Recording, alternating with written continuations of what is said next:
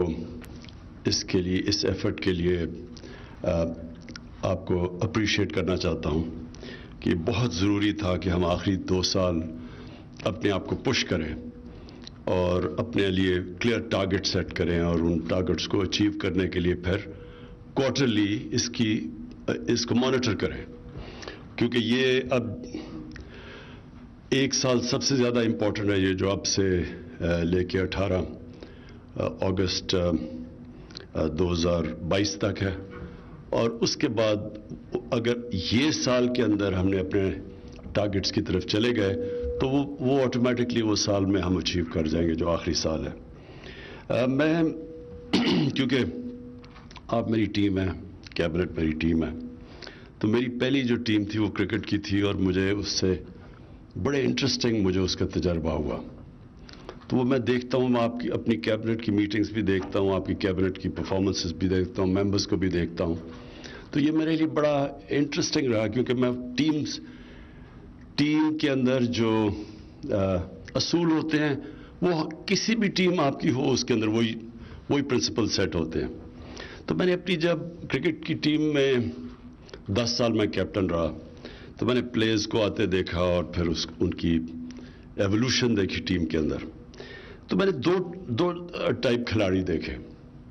ایک کھلاڑی ہوتا تھا جس میں بہت ٹیلنٹ تھا اور بڑے ٹیلنٹڈ، اور اللہ نے اس ملک میں ٹیلنٹ ہی بہت دیا، بڑے ٹیلنٹڈ کھلاڑی تھے، اور وہ جب ٹیم میں آتے تھے تو وہ جب ان کو کامیابی ملتی تھی تو وہ ادھر ہی رہ جاتے تھے، کیونکہ میں نے ریئلائز کیا کہ ان کی ایسپریشنز اس سے زیادہ تھی نہیں۔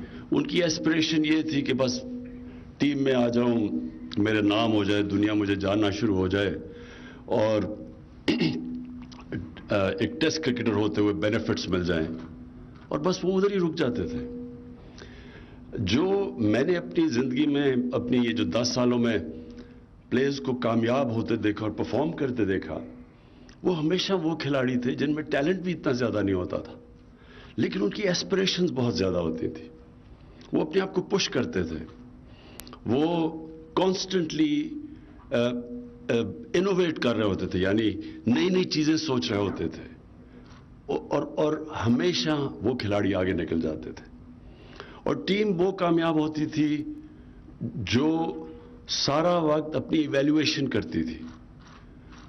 جو اچھی ٹیمیں ہوتی تھیں وہ جب وہ ہارتی تھی تو وہ اپنی انالیسس کرتی تھی، جو گریٹ ٹیمز ہوتی تھیں وہ جیت کے اپنی ایویلیویشن کرتی تھیں، یعنی جو کانسٹنٹ انالیسس ہوتا ہے انسان کے یا ٹیم کے یا ملک کے یا ادارے کے، اس کی کامیابی کا راز ہی یہ ہوتا ہے کہ آپ اپنی جو انالیسس ہے، جو اپنا تجزیہ کریں، وہ باقیوں سے بہتر کریں۔ جو تعلیم ہے، جو یونیورسٹی ایجوکیشن ہے، وہ سب سے زیادہ سکھاتی کیا ہے؟ وہ آپ کی ایبلٹی ٹو ایویلیویٹ کرنا سکھاتی ہے، ٹو اینالائز۔ یہ جو انالیسس ہے یہ بہت امپورٹنٹ ہوتا ہے۔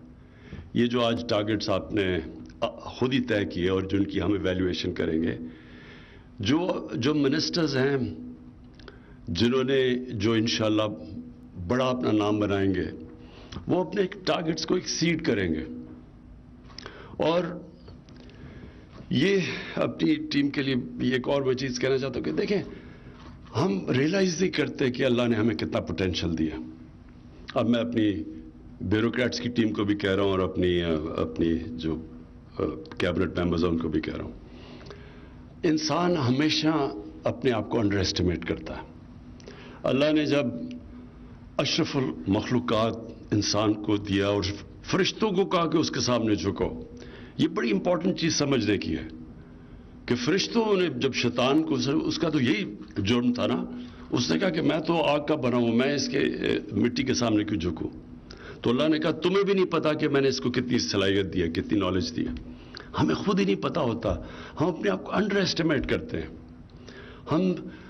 ہم اپنے ٹارگٹس ہی بڑے لو سیٹ کرتے ہیں، اور پھر جب مشکل وقت آتی ہے ہم ہار جلدی مان جاتے ہیں، ہم ہار مان جاتے ہیں کہ جی یہ ہو ہی نہیں سکتا۔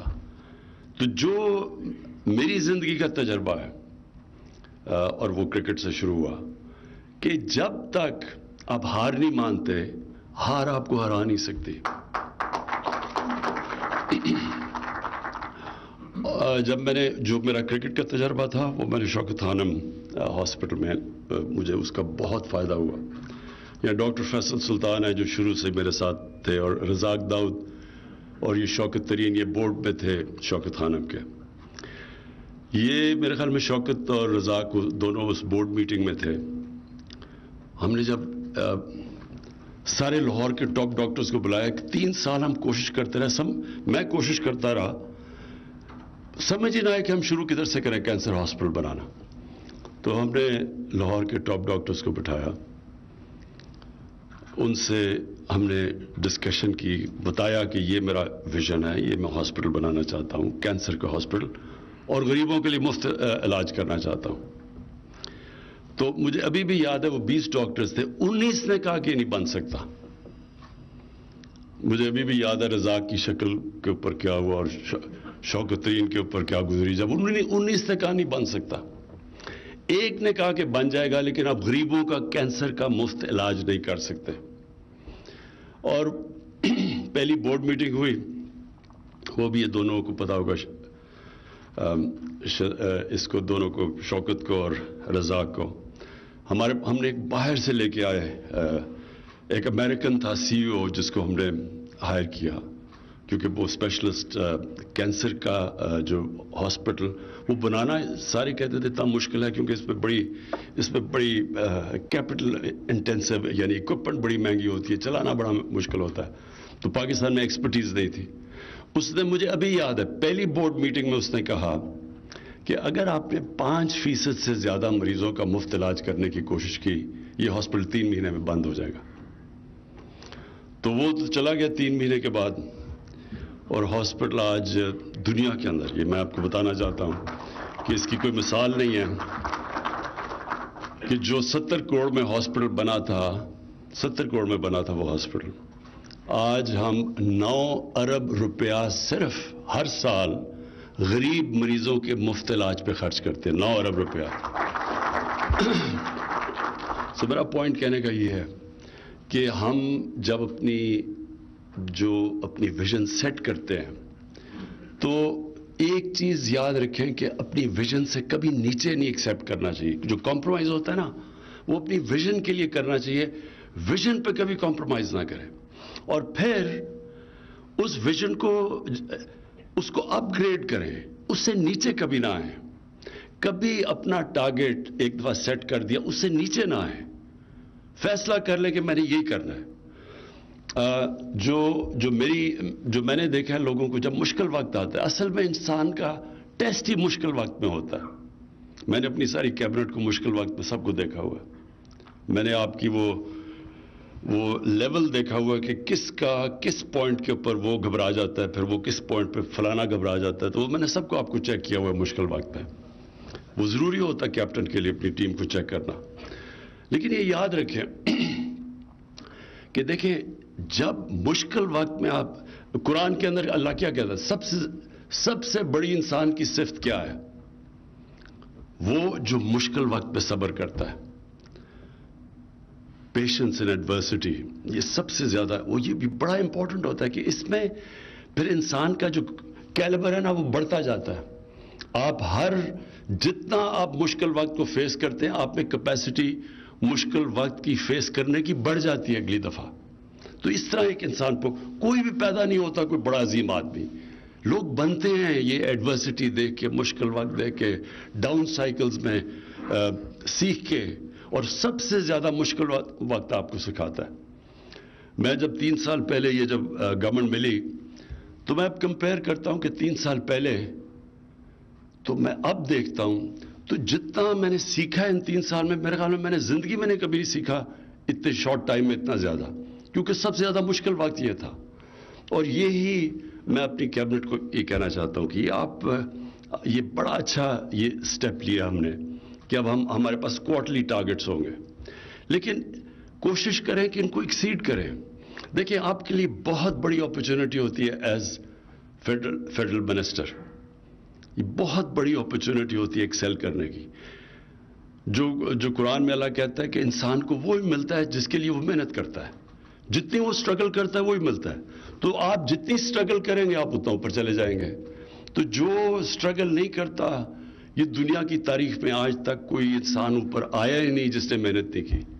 अगर आज यहूदी दुनिया के ऊपर सबसे थोड़े से यहूदी दुनिया को क्या कहें, सबसे ताकतवर कम्युनिटी है, सबसे ज्यादा पढ़े लिखे लोग यहूदी हैं। हर चीज में, हर यूनिवर्सिटी अमेरिका में चले जाओ वहां पर वो बैठे हुए हैं, तो मेहनत करते हैं वो। तो वो अल्लाह का, तो जब से उसने दुनिया बनाई है उसका तो हुक्म भी है कि वो कामयाबी तो उसी को मिलनी है जो मेहनत करता है, चाहे वो काफिर हो चाहे मुसलमान हो। तो हमारे लिए बड़ी जबरदस्त अपॉर्चुनिटी इसलिए है कि हम सारे माफियाज के सामने खड़े हुए हैं। सारे जो इस मुल्क का वेस्टेड इंटरेस्ट है, जो चेंज नहीं चाहता, वो अपोज कर रहा है हमें। अब इससे ज्यादा चीज क्या हो सकती है कि ईवीएम मशीन्स को अपोज कर रहे हैं। अब सोचे, यानी इससे हमें क्या फायदा है ईवीएम मशीन से? कोई आज तक, हर इलेक्शन मुतनाज़ा होती है, हर इलेक्शन छोड़े, सेनेट की इलेक्शन जिधर कोई 1500 वोट होती है वो भी मुतनाज़ा हो जाती है। लेकिन किसी ने आज तक ये नहीं बताया, जो गवर्नमेंट में आता है, कि इसको अब हमने कैसे ठीक करना है। क्या हमने इसी तरह चलते रहना? क्यों बाकी दुनिया में, जर्मनी वगैरह इलेक्शन, क्यों वहां शोर नहीं मचता? पहली दफा अमेरिका में मैंने देखा था शोर मचा है, और वो भी क्योंकि उनका सिस्टम इतना ठीक था, एकदम खत्म हो गया। यहां हर 1970 के बाद हर इलेक्शन में कोई जो हारता वो कहता धांधली हो गई। अब हम एक सिस्टम लेके आ रहे हैं जो कि बड़ा ऑब्वियस है कि ये अगर जितने भी पाकिस्तान के मसले हैं वो हल कर देगा ईवीएम। अब इसके ऊपर कैसे कोई एक्सेप्ट नहीं कर सकता, सिवाय इसके कि वो लोग जो एक करप्ट सिस्टम से बेनिफिट कर रहे हैं वो इसको अपोज कर रहे हैं। ये किसी को फायदा तो पहुंचा ही नहीं सकता। ये तो बड़ा सिंपल चीज है कि इलेक्शन हुआ, बटन प्रेस किया, रिजल्ट आ गया। और सारे प्रॉब्लम्स हमारे इलेक्शन पोलिंग क्लोज करते हैं उसके बाद आते हैं सारे प्रॉब्लम्स। लेकिन अगर उसको अपोज कर रहे हैं तो आप समझ जाएं कि हमारा ये चैलेंज कितना बड़ा है। ये जो लोग, ये इस मुल्क में कौन है जो इस मुल्क को चेंज नहीं होने देते? ये छोटा सा वेस्टेड इंटरेस्ट है, ये थोड़े से लोग हैं, ये बेनिफिट कर बैठे हैं इस करप्ट सिस्टम से, और वो सबसे बड़े हमारे दुश्मन हैं। तो इसलिए आपकी बहुत बड़ी जिम्मेदारी है। और ये जो आखिरी 2 साल हैं ये क्रिटिकल है हमारे लिए, क्योंकि हमने बेसिकली पहला साल तो सरवाइव किया हमने, दूसरे साल में ये जो हमने चैलेंजेस लिए, यानी एक तरफ इकोनॉमी संभाल लिया, दूसरी तरफ कोरोना आ गया, और जिस तरह वो हैंडल किया गया, मेरे नहीं ख्याल में कि हमने वो क्रेडिट लिया है जिस तरह हमने कोविड-19 को जिस तरह हमने फेस किया है। मैंने नहीं समझता कि हमने पूरी तरह, हमारी गवर्नमेंट ने इसका सही बारे में अप्रिशिएट किया कि किस तरह के कितने मुश्किल फैसले थे, कितना प्रॉब्लम था ये जो बैलेंस करना है 2 मुश्किल रास्ते में। लोगों की जानें भी बचानी है, इकोनॉमी बचानी है, और उसमें फिर जो चैलेंजेस थे, तो हमने बड़ी मुश्किल वक्त से निकल के यहाँ आए हैं। अब इंशाल्लाह हमारा टाइम है कि हम ये साल पूरी मेहनत कर लें, तो इंशाल्लाह ये हम उधर पहुँच जाएंगे कि आपको जो लोग कहते हैं ना जी, मेरे हल्के के लिए एमएनए कहता है जी मुझे पैसे दो, डेवलपमेंट फंड अगर नहीं मिले तो मैं हार जाऊंगा। कभी आप डेवलपमेंट फंड से नहीं जीतेंगे, आप गवर्नमेंट की परफॉर्मेंस से इंशाल्लाह हम जीतेंगे। और मैं जो अपने जो हमारे सूबे हैं केपी और पंजाब में, और अब तो गिलगित बल्तिस्तान और आज़ाद कश्मीर, लेकिन जो असल बैटल है वो इस वक्त पंजाब की है। और पंजाब में लोग बड़े ये कहते हैं कि जी देखें आपने बड़े चेंजेस कर देते हैं, ये आप फ्रीक्वेंट चेंजेस हैं। चेंजेस का कोई आखिर में याद नहीं रखेगा आपने चेंजेस कितने किए। लोग ये याद रखें कि आखिर में 5 साल में आपने रिजल्ट्स प्रोड्यूस किए या आपने नहीं किए, आपने गवर्नेंस सिस्टम बेहतर की या नहीं की। तो वो हमारे लिए चैलेंज है, और इंशाल्लाह अगर हमने ये आखिरी 2 साल पूरा जोर लगा दिया, अपने जो भी हमने अपने आप को टारगेट सेट किया उनको एक्सीड कर दिया, तो इंशाल्लाह ये पार्टी और मजबूत होके, हमारी कोalition गवर्नमेंट और मजबूत होके इंशाल्लाह आगे आएगी। अरबाब, शहजाद अरबाब, आपको फिर से मैं खराज तहसीन पेश करता हूँ। परफॉर्मेंस एग्रीमेंट पर दस्तखत की तकरीब वज़ीर आज़म इमरान खान खिताब कर रहे हैं। उनका कहना था कि हुकूमत में रहते हुए ज़रूरी है कि हम अपनी कारकर्दगी का जायज़ा लेते रहें। اور یہ تھی اب تک کی تازہ ترین